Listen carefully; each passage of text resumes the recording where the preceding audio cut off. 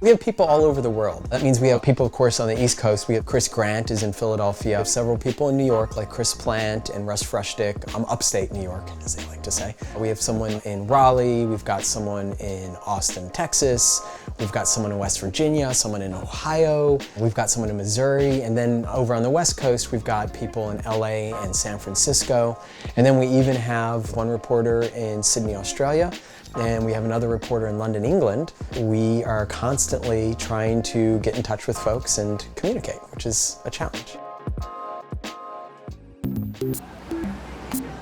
We have these people spread all over the place, which is fantastic. It helps us in countless ways. But ultimately, you need to, at some point, bring all these people together so that they can see each other and talk and, sort of just get through all the things they need to get through to try to launch a site. There's just something lost when you're trying to communicate through video screens or over IM or text or emails or all the other ways we talk.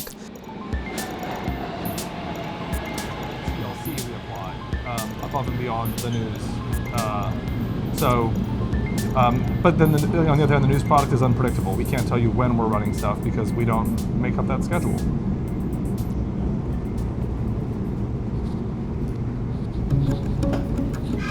There are impediments to a virtual organization. Communication becomes paramount. Like, we have to over-communicate everything because you might assume somebody knows what you mean. You might assume that you told person A and they told person B, but that isn't necessarily true. We've got people not only spread to the four corners of the earth, but also in all these different time zones. I am the senior UK reporter for Polygon, so I live in the UK. I live in London and I work while everybody is asleep.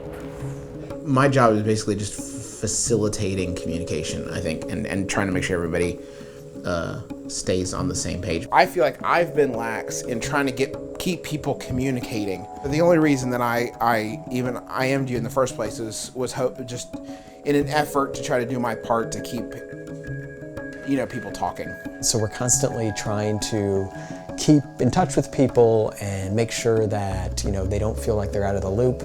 It also means that you can do a really good job of literally just not sleeping. We're going to be playing around with some ideas from the New York meetings for doing reviews. I'm expecting to see some concrete drafts from Alex either this week or next week, and then Arthur will take some possibilities to you and go from there. Even inside physical organizations, they use tools like Google Groups, Google Docs, Campfire. As a result, the devs also use Campfire. And then the devs, because they use the tool that we use, they build a lot of cool stuff into it. So we get Campfire bot. He lives on the internet in lines of code. But Campfire bot's there. He's there to help us, get together. He's there to pull up things like lists.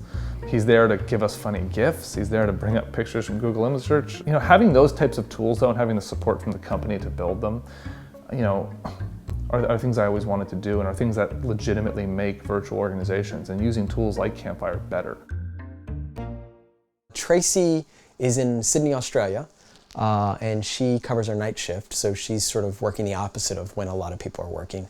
I'm in Australia, so I have very little contact with them, so I feel as though I don't really know these people, so I don't know if I should speak up or, or what they'll think of me. With any, I think, remote project, trying to get the site built with everybody in so many disparate locations and trying to get everyone on the same page is pretty difficult. So when you have everybody in one room, it always works. It helps to speed things along.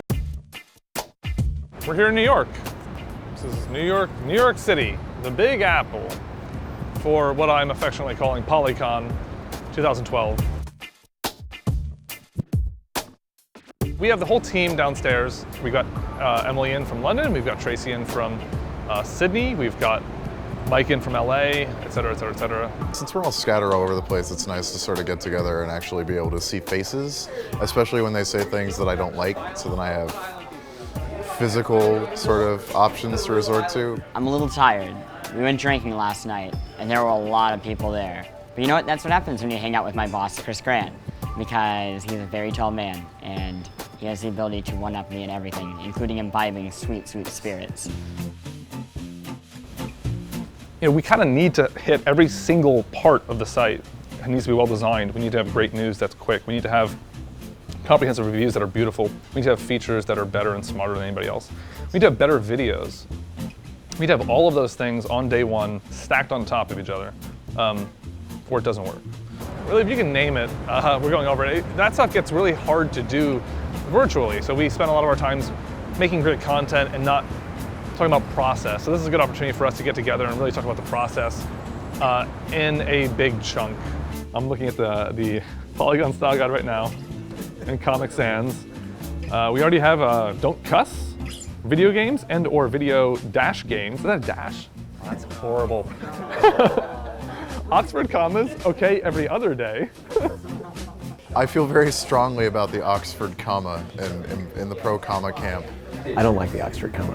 It's a nasty tool created by Satan. Oh shit, did people talk to you about the Oxford comma?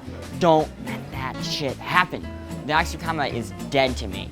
He's not even 3/4 of a man.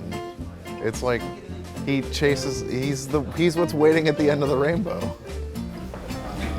He's talking about me. Yeah. You're talking about me. You're so tiny. You're a little guy. Who thinks the Oxford comma is the last bastion of idiocy? And it is probably the worst punctuation you could ever have. Wait, what? Who does not like Oxford? No, don't worry. I graduated college a while ago and I remember when I thought it was cool. Okay, and we'll get back to style guide in a minute. Let's do committees first. So, ethics committee. The goal of that is to not only, again, discuss what ethics policy is, but then also to catalog it, coordinating that effort, and then also being able to identify deviations from that effort or potential gray areas that we haven't discussed or that aren't clear. Is it realistic for us to expect that our reporters will not have stock in the companies they cover? I think that is realistic to expect. Is it realistic to expect that freelancers we use will not have stock in the companies they cover? Where does that get to? So, volunteers for ethics committee. Seems like a pretty good group. That's Juice, Brian, and Arthur. That sounds like a lot of rough and tumble. I don't know if we'll ever be able to literally tell everybody who writes for Polygon to come together. Like you'd have to stop posting.